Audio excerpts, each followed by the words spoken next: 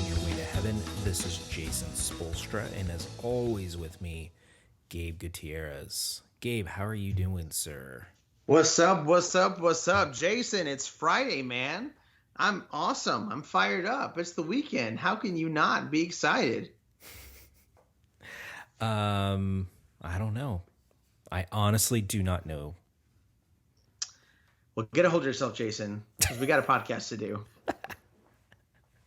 What do you got any big plans this weekend? Yeah, I think we're going to go to Home Depot, maybe Bed Bath & Beyond, Whoa. You just have to see if there's time, I don't know. May not be enough time. Uh-huh. Okay, old school. We got a birthday party next week, man, to celebrate. Oh. I've got a son who turns 5 tomorrow, and another son who turned 1 a couple months ago. But we were in the midst of some crazy stuff, so we couldn't answer. We couldn't do anything about it. So next week we're doing a joint birthday party with these two young lads, and it'll be a 1-year-old, 5-year-old birthday party. So it'll be good times, man. Nice. Do it here in the new house. See how the kitchen holds up, how the grass holds up, how everything holds up. Happy birthday, kids. You get a new house. That's your present. Pretty much. You like hot water? You're happy birthday. You're welcome. What's my present, Dad? Go take a shower. You're living in it. You're eating it. Oh, man. Well, Jason, we find ourselves right smack dab in the middle of 2 special days. Yesterday, as you know, is the feast day of St. Louis. Not St. Louis de Montfort, but St. Louis, actually the King of France, Louis the Ninth. And tomorrow is the feast of St. Monica. Holy, holy woman. Jason, what's your favorite St. Louis or St. Monica story go? I don't know enough about St. Louis, so I'll just take St. Monica. And I think we've done St. Monica too, because usually it's like St. Monica and St. Augustine are like back to back, right? But it's because it falls on a Sunday this year. Am I mistaken? Yeah, usually that's the way it is. This Monica precedes Augustine, but the feast day of St. Augustine falls on a Sunday. That's correct. Okay. Jesus trumps everybody. I think Augustine would approve. He probably would. I think he'd be cool with that. In humility. Yeah. Speaking of humility, I just would say, that's Martha, what am I saying? Monica. For St. Monica, her humility in prayer. And then, if we didn't have her, then we wouldn't be reading the City of God on Wednesdays. So it's kind of important. Thank you, St. Monica. What about you? So my son was born on the Feast of St. Monica. So over the last couple of years, just to grow in my love and devotion of this really beautiful, holy woman. And I shared this story on, we were talking about City of God several weeks ago now. I forget which book we were in. But on the Feast of St. Monica, when you read the Office of Readings, there's this just wonderful story from Augustine and talking about her and when it comes to her death and his concern about, like, Mother, we're not going to be home. We don't have a place for you to be buried. And just her simple, humble response of, like, don't worry about that. That's ridiculous. Like, worry about the big things. I'll be buried wherever. But say a mass for me, pray for me. Like these are the things that are important, and just how real and authentic she was and is in her faith. That's awesome. Awesome. St. Monica. Pray for us. Pray for us. You ready to move on to the catechism? I sure am, and I know St. Monica would be too. Yeah. Well, speaking of sons being buried. Speaking of being buried. That got dark. Ugh. We're talking about paragraph 3. And Jesus Christ was buried. And then the other subheading after that, Christ in the tomb in his body. 624, 625, and 626. And yeah, this is heavy. It's getting real, but it's good stuff. Yeah, it is. That he should taste death, Jason. That is so raw.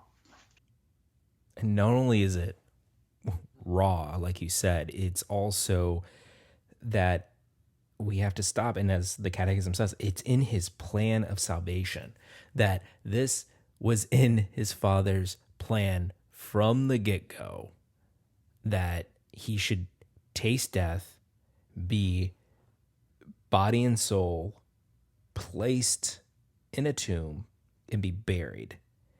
And that because of that, he would descend into the dead. And as it says here in 624, the state of the dead Christ is the mystery of the tomb and the descent into hell. It is the mystery of Holy Saturday, when Christ lying in the tomb reveals God's great Sabbath rest. And I love that too, because, we think of keep Sabbath the holy, the third commandment. And here, we obviously, being Christians, the new Sabbath being Sunday when the Lord rises from the dead.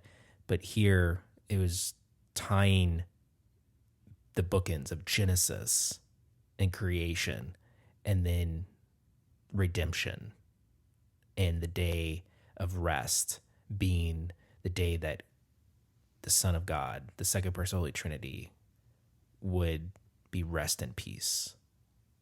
Thankfully, not forever. Yeah, and moving forward into 625, just this, and it touches on the separation of his soul from his body in 624, but just to explore that idea further in 625, this is just something that I don't know, I've just never thought about. Like, obviously you hear, you say it, the Paschal mystery, right? The passion, death, and resurrection of Jesus. So save us, Savior of the world, for by your cross and resurrection you've set us free. Like in the old translation, Christ has died, Christ is risen, Christ will come again, right? Just the idea around this, we've talked about it, but just to stop and think that, like, what did that death look like? What did he actually experience? Like,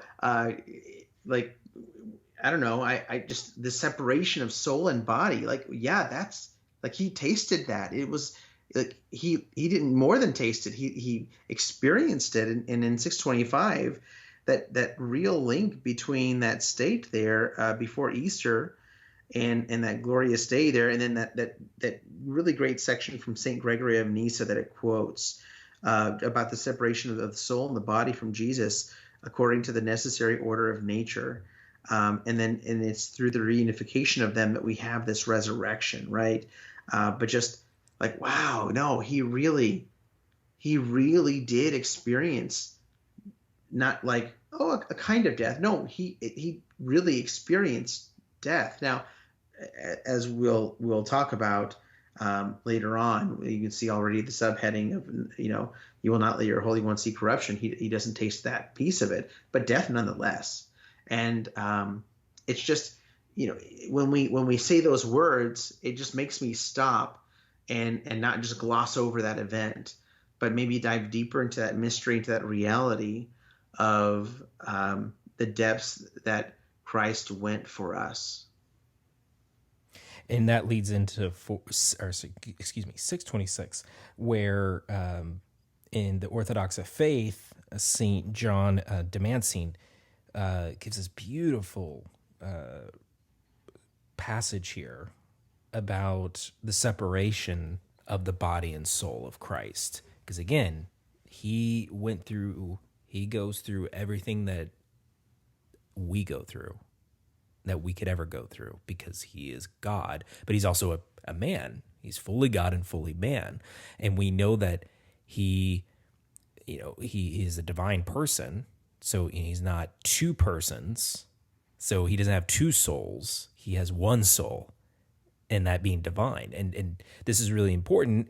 And we've talked at length about this in previous. Divine and human, though, right? Like, it is he has a human soul, right? But and it's divine, and right. But it's not like two persons. It's not these two separate things. The right. Parallels. Yes. That yes. one right. stayed with his body and one went over here. Like, no, when it says he descended into the dead, he descended into hell. He did. Like, he had to. And so that's where the part where it says, his one person is not itself divided into two persons, for the human body and soul of Christ have existed in the same way from the beginning of his earthly existence in the divine person, the Word. And in death, although separated from each other, both remained with one and the same person of the Word. So when that soul descended into the dead, that's God. That's Jesus. Like, he descended there. And also that body that's lying in the tomb is not just a human body. It's not just corrupting. Yeah.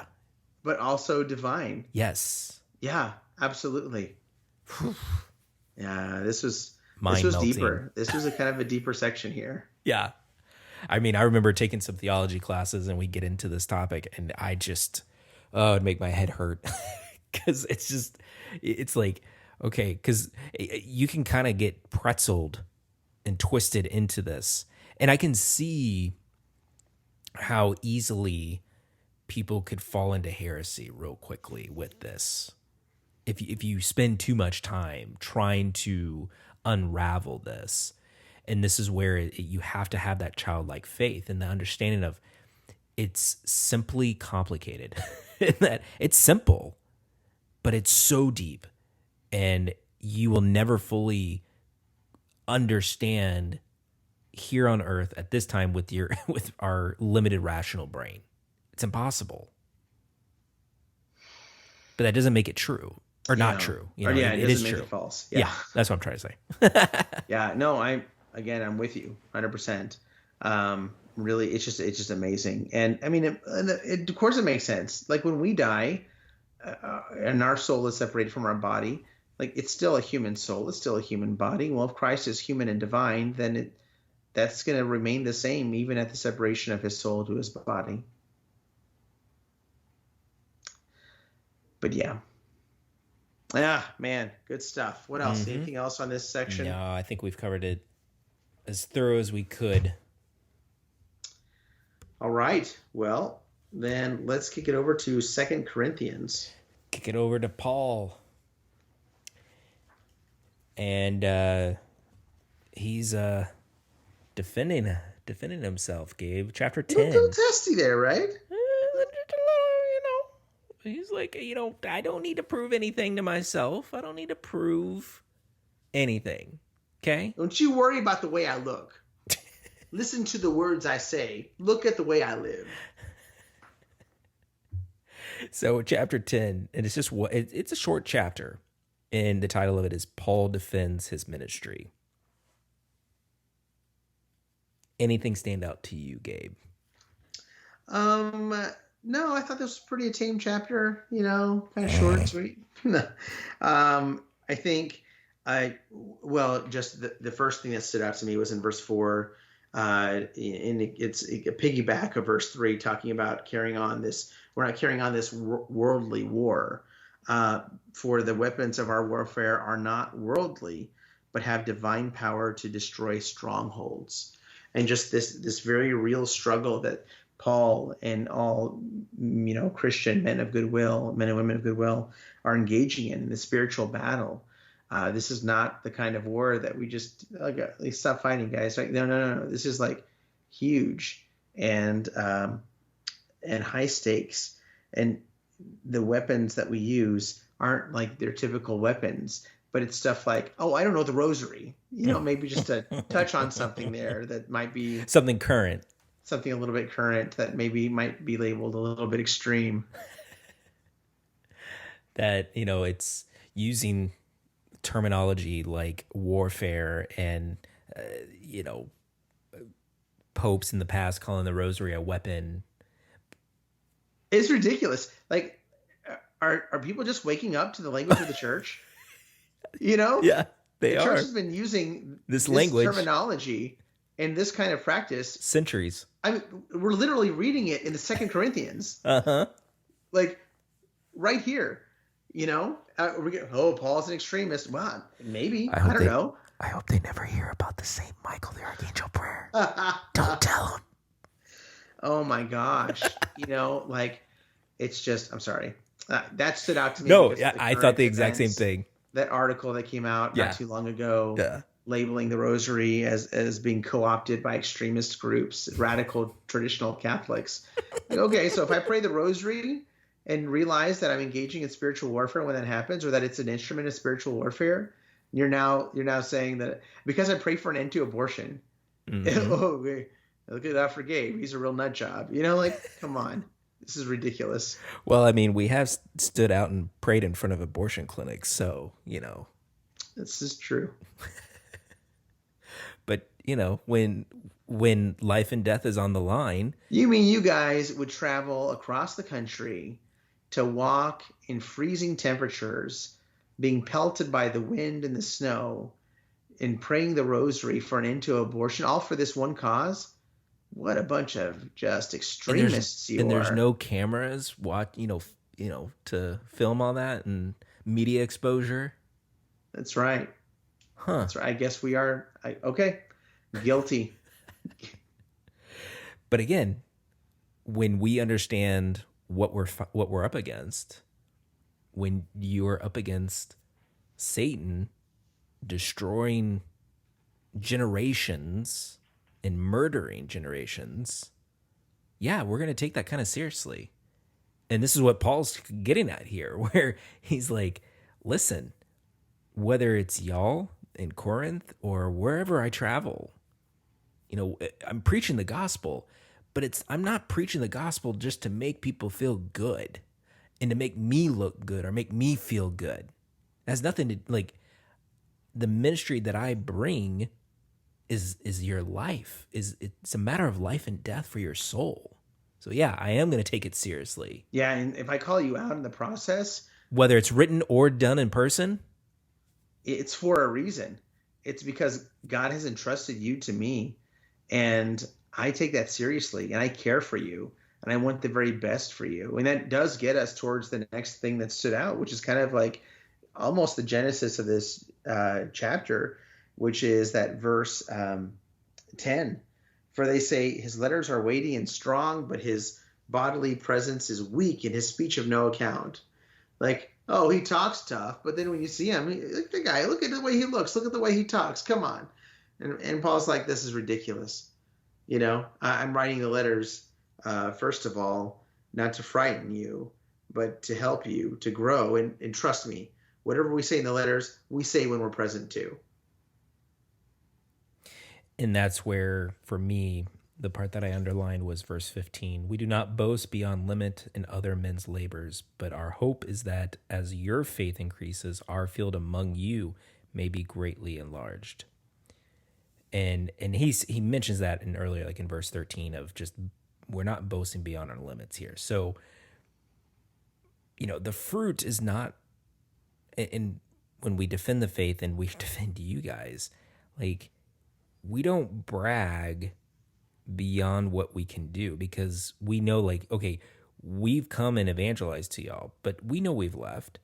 So it's in our hope that, you hold the faith and that you now in turn evangelize your brothers, your sisters, your community, in order that more Christians will be a part of the flock.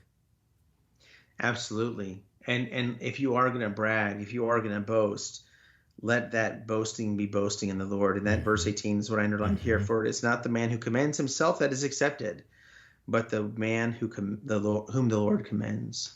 Like, this is all about following God's will, doing what he wants, and not worrying about what other people think about it, but just loving and doing what God is willing for your life. And you could tell, like, this is definitely a theme, unfortunately, with Corinth. He's having to say over and over again to them, like from the very get-go, where he's like, you guys keep squabbling about, oh, I'm a disciple of Paul, I'm a disciple of Apollos, I'm a disciple of this or that. Like, no, it's all about the Lord.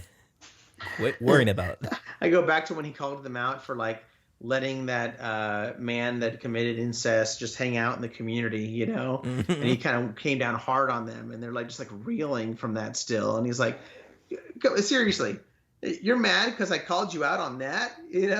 Like, we got to grow here, guys. Get over yourselves. Of course, he called them out on more than just that, but that was a particularly rough time that I do remember. Well, is there anything else? No, that's going to do it for me for this chapter. Well, not to boast beyond our limit, but I see what you did there. but we just want to say thank you all so much for listening each and every week. And y'all are making this month of August one of our best months ever on this podcast. And that's in no short because y'all decided to click the download button and hit play. And we're very humbled and grateful. And we hope that this has inspired y'all and encouraged y'all just like us to keep reading your way to heaven and to continue to grow in your faith and just in literature and learning and everything. So thank you so much for being a part of this. And, we just humbly ask if you can share this podcast, continue to share the podcast with friends and family. We're trying to make it more accessible than ever. We're adding now to YouTube. So we're putting the audio files on YouTube so you can listen that way, or for anyone that makes it easier for them. But we'll still have it on podcast players still. So you can just stick around or share it there, share it wherever. We greatly appreciate it. We hope you all have a great weekend, and we will talk to you in the next one. God bless you. Love you. Bye. Love you. Bye.